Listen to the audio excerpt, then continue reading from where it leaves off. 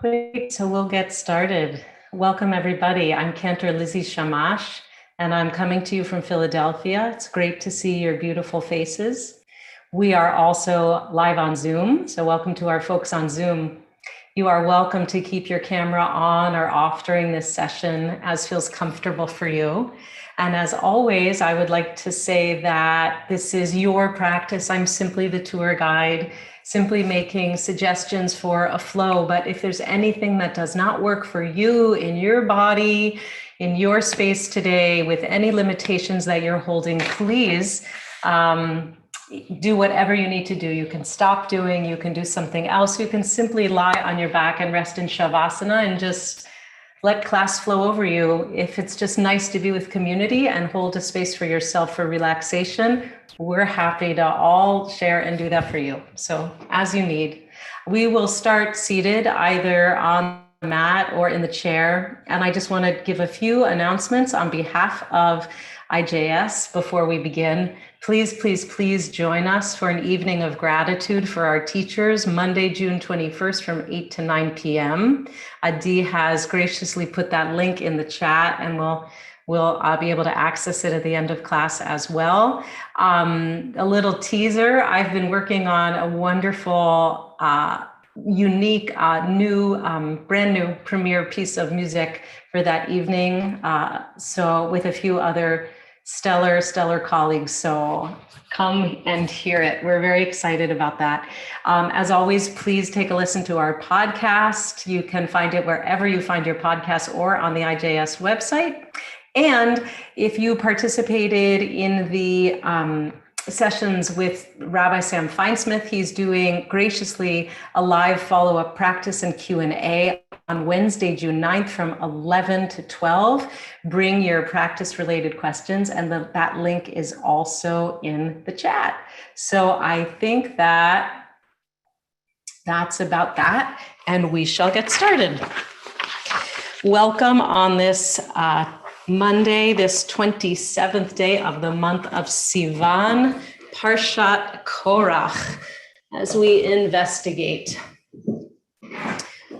So please have a seat. You can prop up on a blanket or a block or seated in your chair as is comfortable for you. We'll start with a little bit of warm up.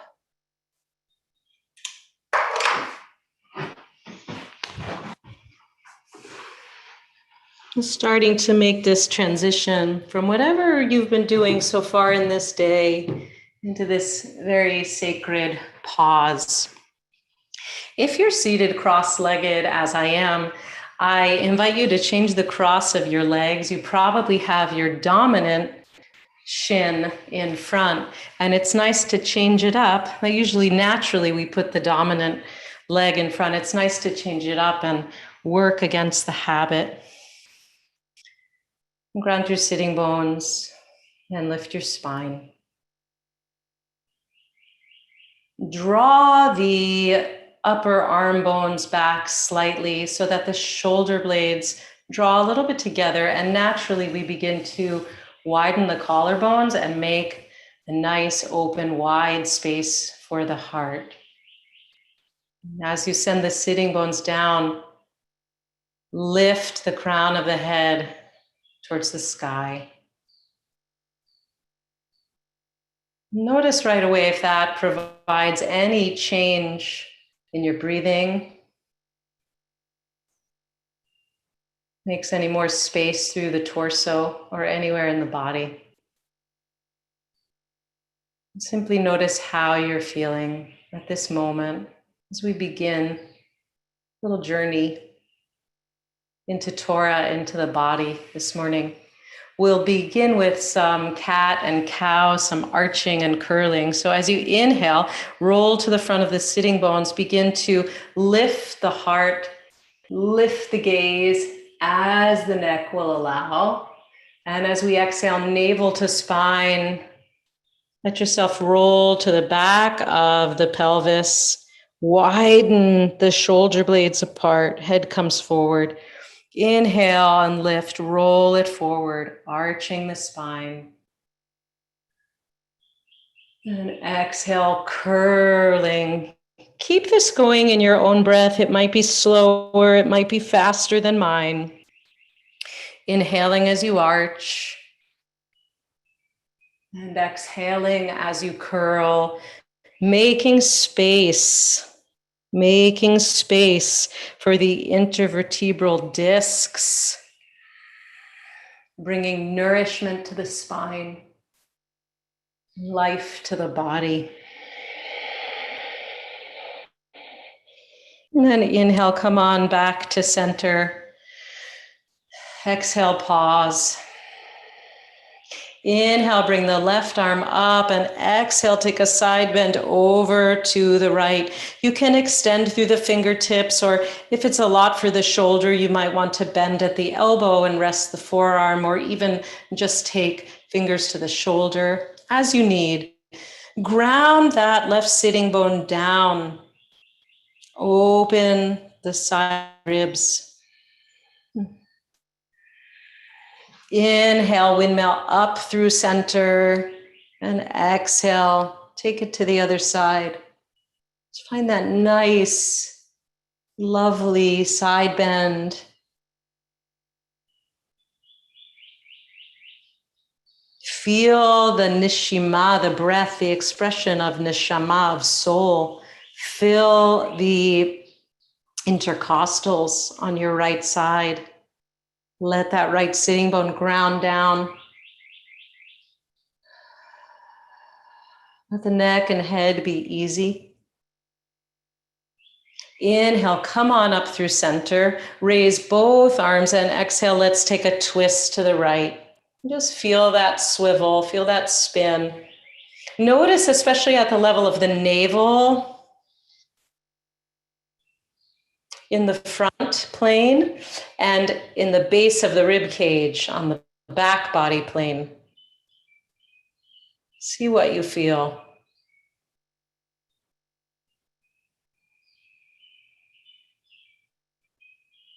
Long, slow, easy breaths. And as you're ready, inhale, come on up through center, and exhale, we'll take the twist to the other side, spinning to the left.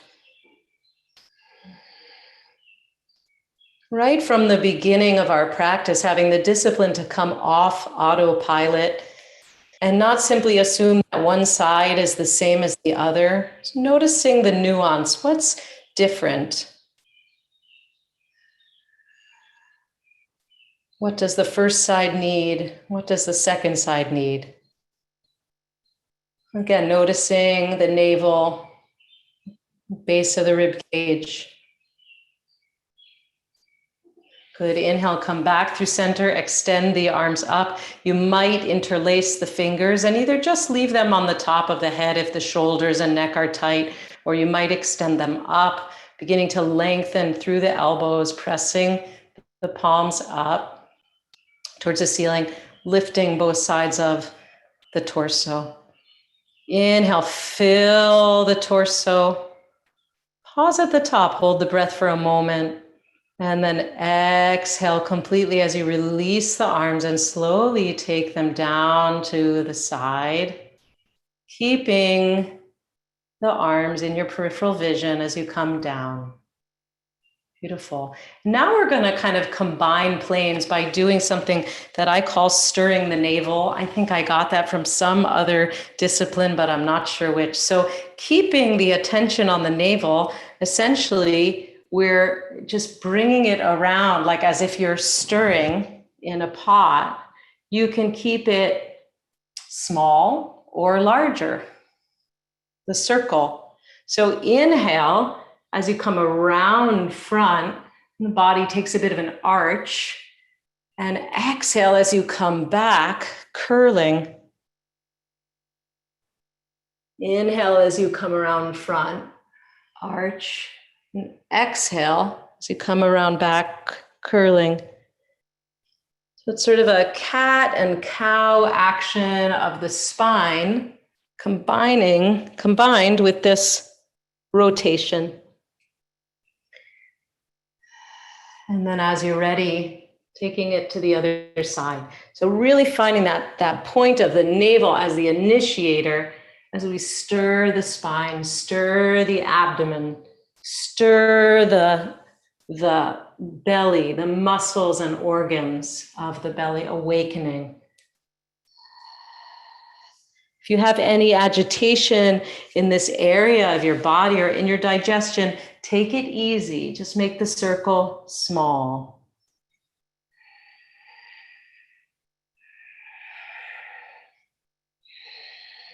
And as you're ready, come to stillness. Pause. We'll settle in for a little bit of teaching. So today we look at Parshat Korach, which is all about balance of power, abuse of power, how we manage and temper our power, our anger, who gets to have the power. It's a troubling portion. At the beginning of the very beginning of the portion, Korach comes forward with his band of 250 people with him. And the Torah says he comes forward to rise up against Moses, together with 250 Israelites, chieftains of the community, chosen in the assembly, men of repute, right? So they are, Korach is a Levite. He works under Aaron, so to speak, and has some amount of authority, but he comes forward, but not as much as Moses and Aaron, yes? So they combined against Moses and Aaron and said to them, "You have gone too far, for all the community are holy," right? Not just you, we're all holy. God has said to us time and time again, "Kedoshim tihiyu," all of you. So why just you and not us? All the community are holy, all of them, and Yud He Vav He is in their midst. Why then do you raise yourselves above the Lord's congregation? It's a great question, isn't it? And so Moses is troubled. When Moses heard this, he fell on his face, that sense of humility and upset. And then he spoke to Korach and all his company, saying, "Come morning, the Lord will make known who is God's and who is holy, and will grant him access to himself, to God's self. God will grant access to the one God has chosen." So Moses said, we're going to put it in God's hand. And they go further to say, you brought us out from a land flowing with milk and honey to have us die in the wilderness. These complaints we've heard a few times already, that you would also lord it over us, etc. Here are our complaints. And God gets so mad that God says, "I'm just going to smite the whole everybody." And Moses intervenes and says, no, don't do that, right? So it's this power struggle from God to Moses and Aaron to Korach and his band. And ultimately this ends, as you know, with the earth opening up and swallowing Korach and all his household and all his people and these 250 men. It's really a major insurrection and violent occurrence in the community. I love some commentary that I've read from Yael Shai, who's one of our IJS teachers. She is so fantastic. She says, the thing about Korach is that he's kind of right. He's kind of right. He represents a new challenge to Moshe, right? He's not a fearful idol worshiper. He is a person of repute. And likewise, he makes us look at a new, subtle, and complicated part of ourselves. The part that understands part of the truth, but closes ourselves off to a larger, deeper truth beyond the edge of what we know.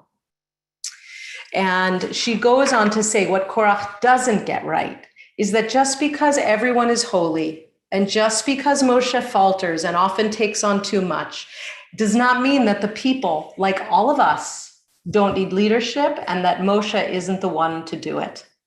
God believes in Moshe and repeatedly bolsters him on the journey, which Korach is unwilling and unable to see or accept. It's very easy to be a korach, Yael goes on to say, with so much to do and so much information coming at us at all times. The mind's natural tendency is to order and structure the world into orderly categories and then invest all our faith in these limited ways of knowing and understanding. So she's basically saying Korach's proposal has some truth, right? But ultimately, this was a power grab based on ego. And that's not the way that we can move. And how can we open ourselves to see sometimes we know some of the situation, but not all of the situation? How do we deal with our own will? So I'm thinking about this in terms of our bodies, in terms of temper and anger and will, of course, in the third chakra, in the belly center. The third chakra, also known in Sanskrit as Manipura, is in the solar plexus area. And it is where two bundles of nerves and ganglia meet, right? Right in the space between the navel and the base of the diaphragm, right? So it's a very sensitive area, and its color is yellow like the sun, right? It's called the solar plexus because the nerves go out in rays like the sun, and plexus is the Latin word for braid. So the solar plexus, in terms of function, is responsible, among other things, is responsible for receiving and transmitting pain, reflexes, and other sensory impulses in your gut. And it's responsible for initiating fight or flight. It's really important, right? And also the fire of digestion. So we need, as human, in this physical form, we need to pay attention to what goes on in this area because it has direct result on how we act in the world. What is our relationship to personal presence, to power? Do we overly insert ourselves? Do we hang back too much? Is this area weak? So we're going to take a look at this today, our inner power, our vitality, our stamina, our sort of ego center from the physical standpoint. Let us come to all fours. And you might want to take little padding for the knee. We're going to do a low lunge. You might like to have blocks in front of you or a chair in front of you to place your hands. If you don't want to be down on the floor, you could be standing for this with the chair in front of you. Let's take the left foot forward.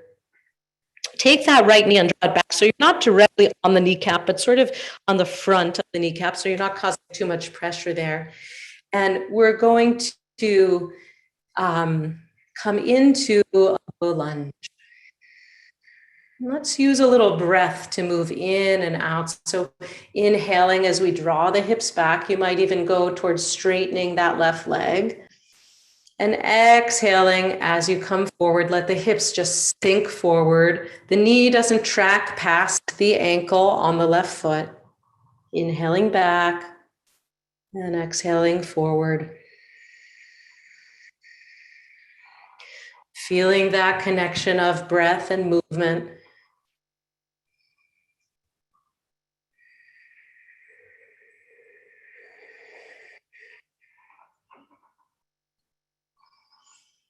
And then pause, just let the hips sink, let the hips settle, lengthen the tailbone, draw the navel in, protect your low back, engage your core. Not too tight and not too loose, right? Not too little, not too much. Lengthen the tail, lengthen the crown of the head, opposite directions. And then come out of this for a moment. We're going to take a twist by inhaling the right arm up. And you have some options here. We're going to exhale. You can either take the arms wide, extend the palms forward, or you can come on down and take the right elbow to the left knee. You might take prayer with the hands. And if you do that, press the hands together and let that help you work your way into the twist. So however you take the option for this twist, feeling the action right around the navel.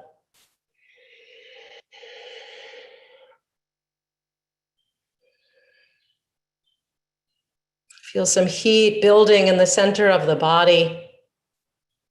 You don't have to make it the greatest twist ever. We're just beginning our practice. Keep it easy. And then come on back to center, tuck the back toes, lift the knee.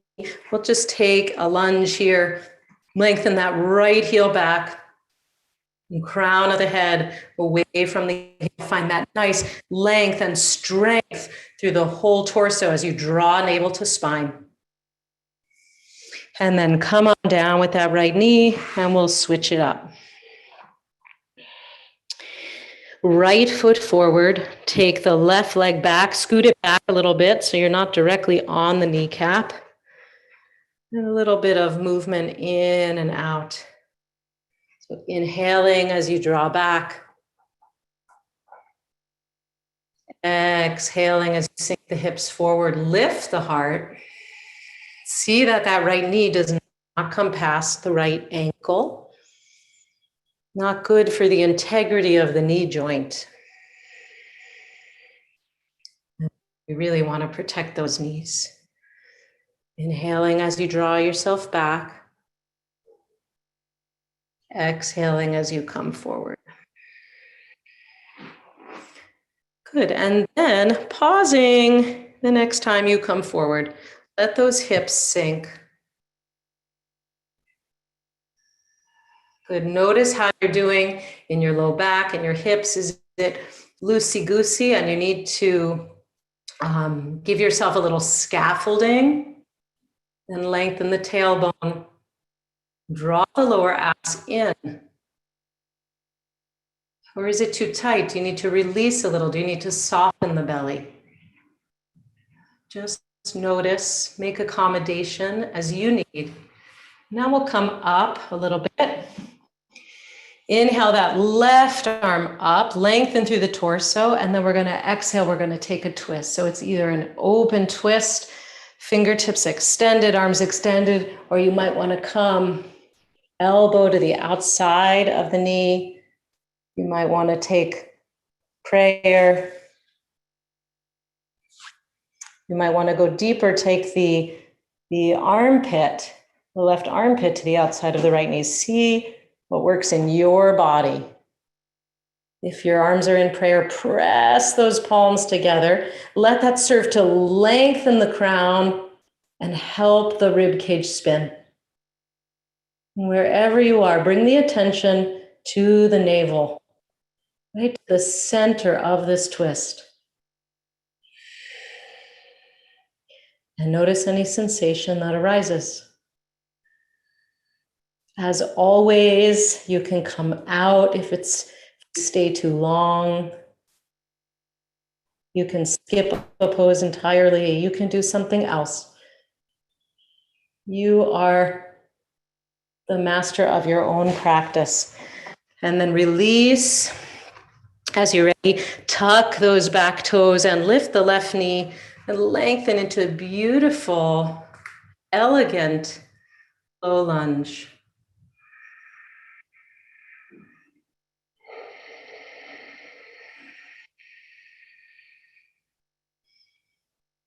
And then bring the left knee down. We're going to come back to all fours.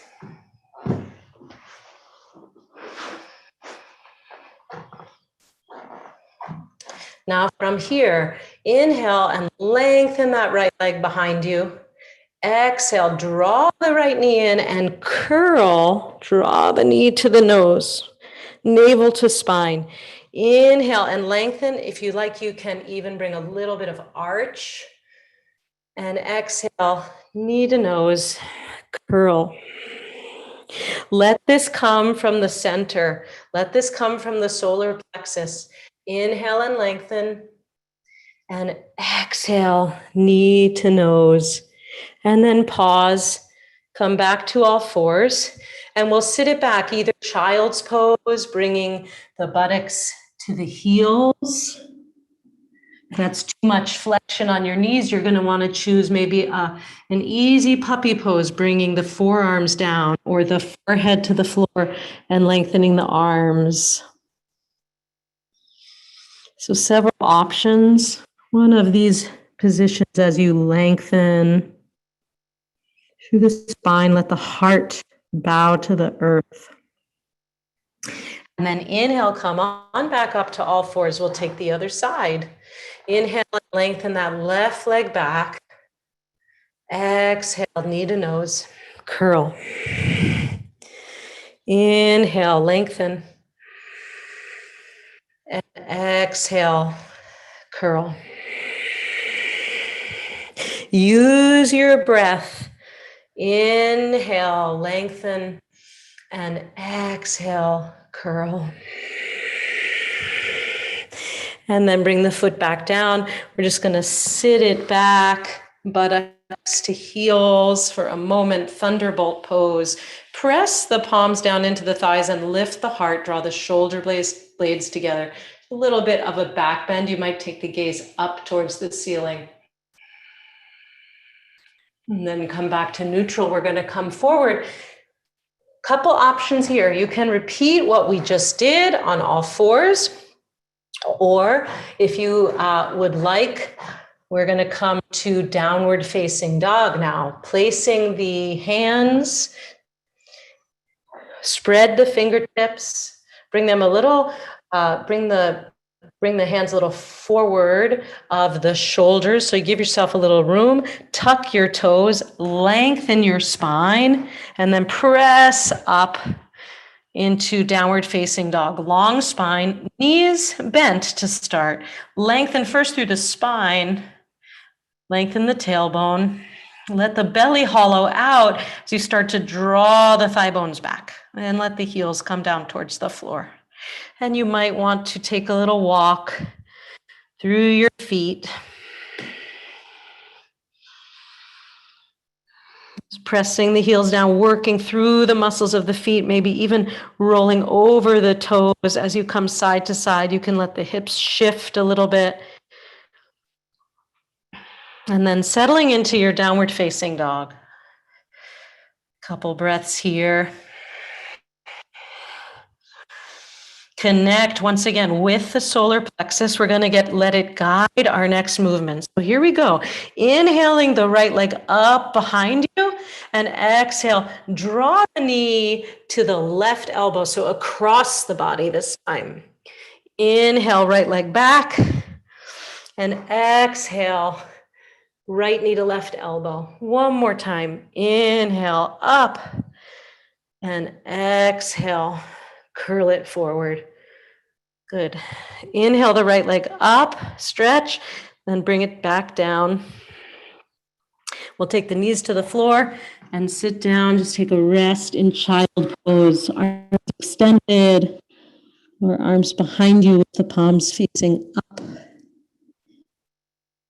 Take a pause, breathe. Notice what you feel.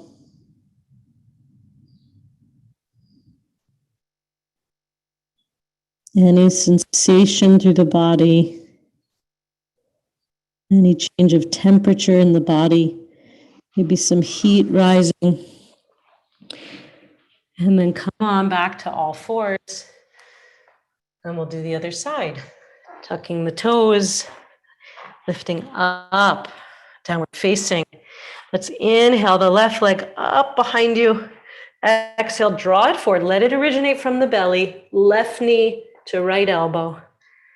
Inhale, back and up. Exhale, begin to shift forward. Take the knee across the body. Inhale, back and up. And exhale, coming forward. One more time. Inhale, back and up. Exhale, bring the foot back down. And from here, we're going to walk the feet forward slowly, like a walking meditation, from the back of the mat towards the hands. And if you're on all fours, you'll come back to a squat and fold over so that we all meet each other in ragdoll. So either with the head hanging, or if that's not comfortable for you, if it makes you dizzy in any way, you want to take your forearms to your thighs and take your buttocks back and rest in a little bit of a supported squat. So a ragdoll or a supported squat, pause and breathe.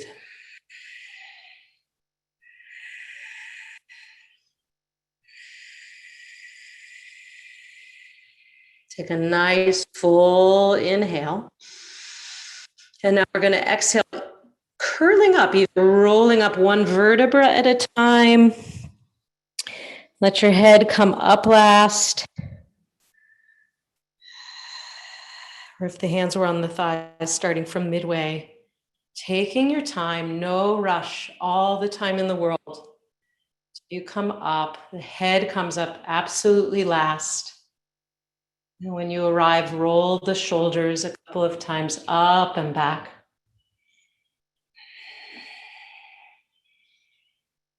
It's coming to an easy mountain pose. Find your feet on the floor. Great. Now we're going to take the chair or the blocks, place them at the front of the mat. If you got the blocks on either side, left foot forward, right foot back, right toes are facing forward, the hips are facing forward, forward facing here, and the heels are in line with each other. Or if that's too narrow for your balance, you're going to widen it out. That'll help you a little bit. That'll help you quite a bit to balance. Good. All right, hands to the hips. Press those feet down. Press the whole leg down, really from the greater trochanter down. Press it down. Lift the heart up. Draw the shoulder blades together. And then as you exhale, come forward with the torso. Lengthen the torso. Hands to the chair or to the box. Inhale, lengthen the spine. You might stay right here, or as you exhale, you might fold further down. And at this point, you're gonna allow the lower back, allow the back to round a little bit. Draw that belly in. Maybe the forehead comes to the shin. Maybe not. That's not the point. You'll see where you get. You might just stay right up there. You're working on the legs. Wherever you are, be where you are in this pose. Folding forward. If you're starting to move deeply into the pose, you can walk the fingertips back behind you.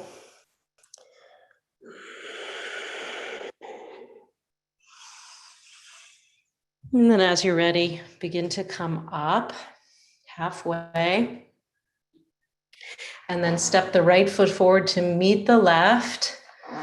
Ardha Uttanasana, it's a half forward fold, long spine, micro bend the knees, protect yourself, protect those knees, you don't want to lock them out. And then send the left foot back. Good, so we're switching legs and you're finding either heel to heel or slightly wider stance as you need. Lengthen the spine here. And you might stay here using the long spine, or you might exhale and curl down, folding down. So be wherever you are.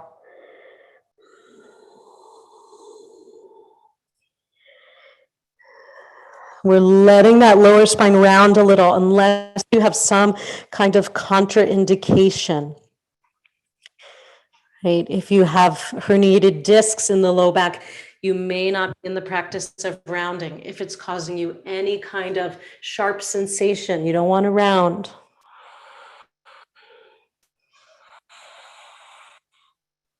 And draw the belly towards the spine. Let the breath accommodate your energies and guide your energies. And then as you're ready, come up halfway, lengthen the spine, step the left foot forward to meet the right. And then from here, inhale, press into the feet and lift back up Gaze up and then coming back, mountain pose.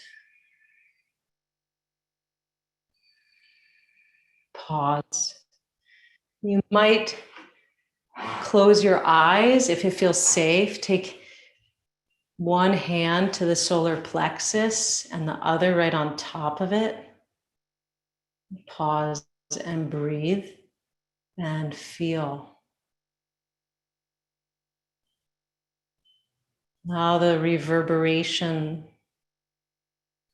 of these first poses to settle into the body.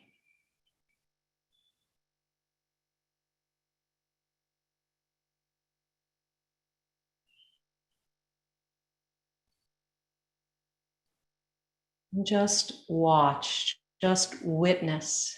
How am I doing right now?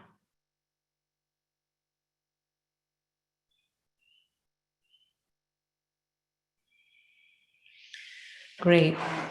From here, if your eyes are closed, allow them to open. We're going to make our way to the floor. We're going to lie on the belly. You might want some padding. Feel free to take that.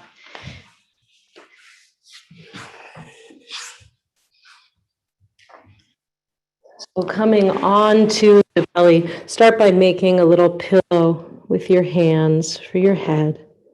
And take your feet hip width or a little bit wider even, and rock the hips a little bit side to side.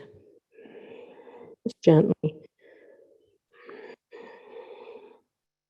Letting your pelvis, letting your lower back settle. Great.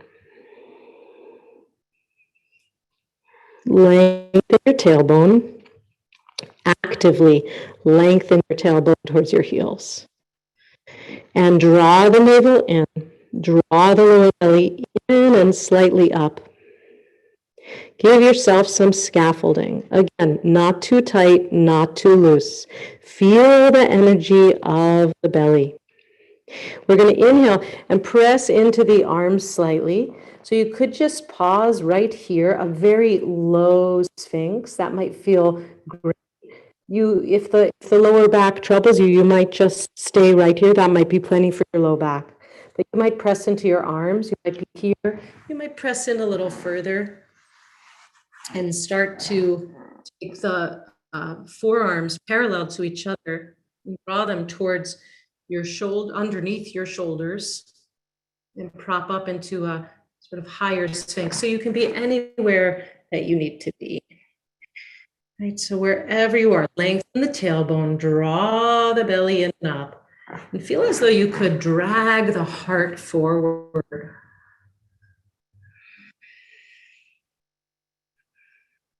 Long neck.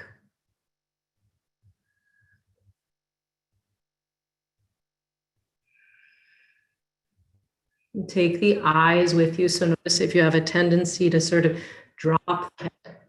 Inhale, fill the front body. And then exhale, lower down, vertebra by vertebra. Coming down. Good. Now we're going to inhale, come up again, and you can come up any way you want. You can do any of those variations I just suggested, or you might go a little further, taking your hands in line with your chest, fingertips, fingers pointing forward, and the elbows drawing in to hug the side body. Once again, lengthen the tailbone, draw the lower belly in and up, and then lift the heart. So let that lift come from the strength of the torso. The arms aren't doing much. You can even lift the hands. And you might want a different position with the hands to start to come up towards cobra, or you might enjoy sphinx. So play with this, right? I'm not with you. I can't see you. I'm not in your body. So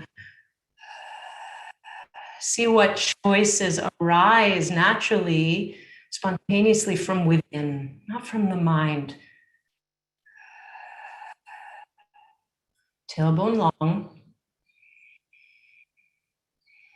front body open, heart forward, and then slowly lowering down. Good. From here, we're going to bend at the knee and take hold of the ankle or the top of the foot, or take your strap around the foot. Inhale, lengthen the body.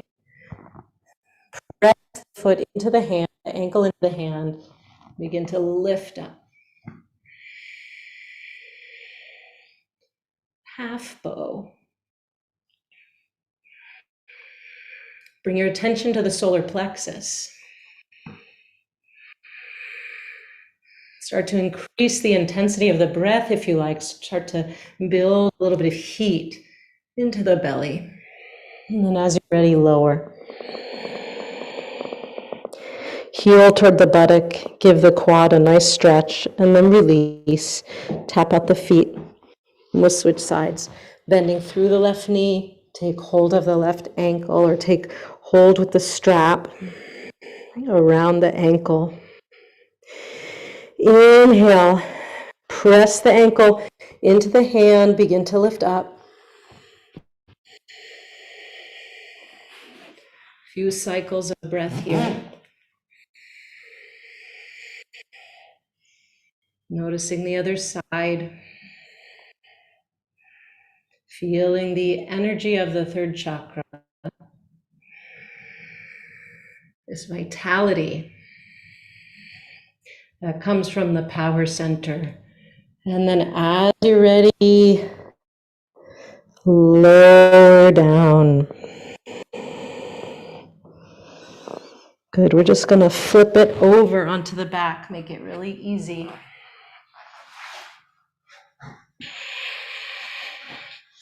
Just like a pancake, flipping on over. Gonna hug the knees gently into the chest. You can rock it a little bit side to side.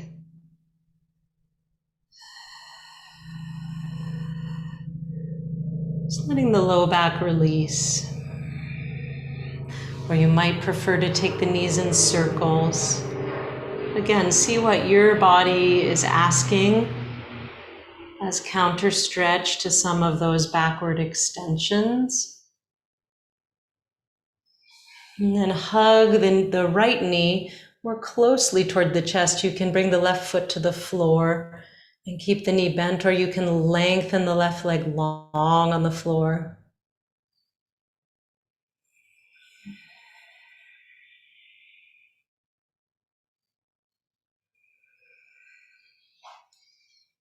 And then switch, hugging the left knee in, taking the right sole of the foot down, or lengthening the right leg out long.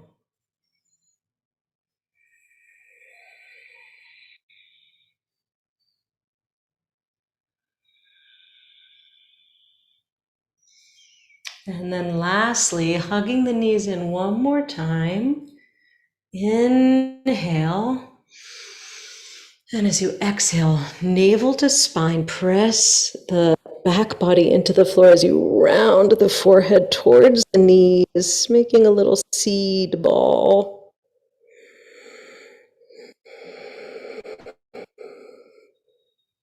And then releasing down. Take any last bit of movement that your body might require, might need. And then as you're ready, settling into stillness, either with the knees bent and soles of the feet on the floor, or with the legs long. Maybe your legs up the wall is something you'd like today, or the lower legs resting on the chair. That's a very nice support for the low back. And tuck the shoulder blades under you like wings, tuck them onto the back. Let the palms face up toward the ceiling. If it's comfortable for you, allow the eyes to close. Or you can just soften up the gaze, just let the eyes rest in their sockets, the muscles around the eyes rest.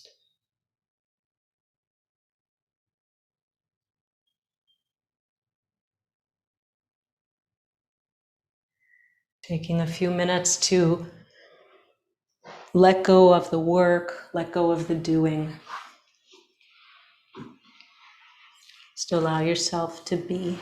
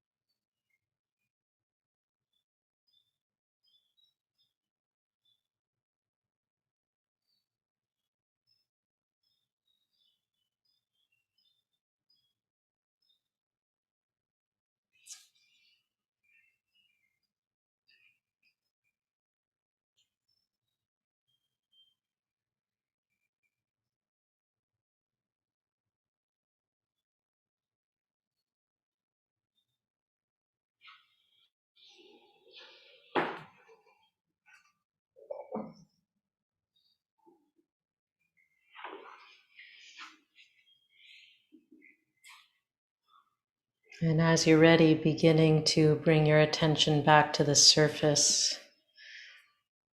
Wiggle the fingers and the toes. And take your time to slowly come to a comfortable seat.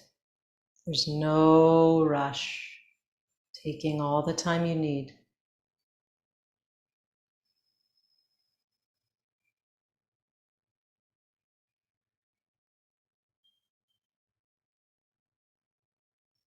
When you reach a comfortable seat with a tall spine, place one hand just above the navel on this space of the solar plexus. Between the navel and the diaphragm, take the other hand, place it on top. Feel the movement of your breath. Feel the temperature of your skin.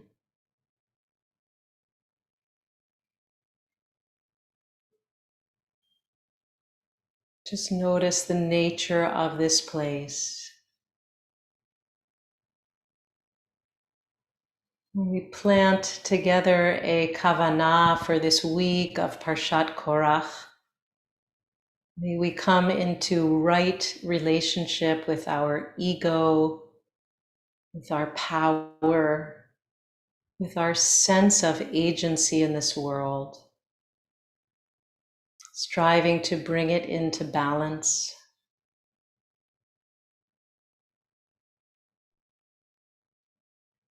So that we can be responsible to ourselves, to our communities, and to the world.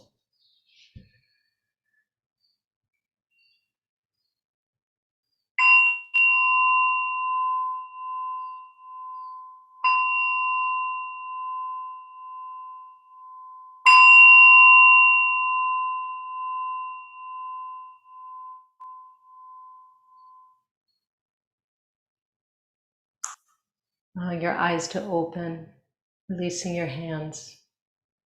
Thank you all for practicing today. Thank you for joining me, for joining each other. If you're hopping off, have a beautiful week. And if you'd like to stay, I'm here for a few minutes to answer any questions, share feedback on practice today. Thanks for being with us.